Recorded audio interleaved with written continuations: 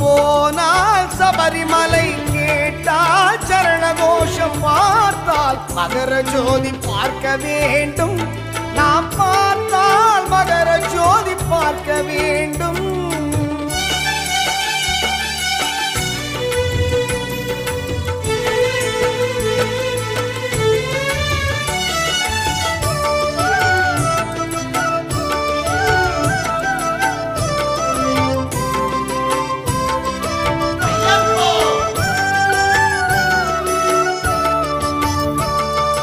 மண்டல காலத்தில் மாலை அணிந்து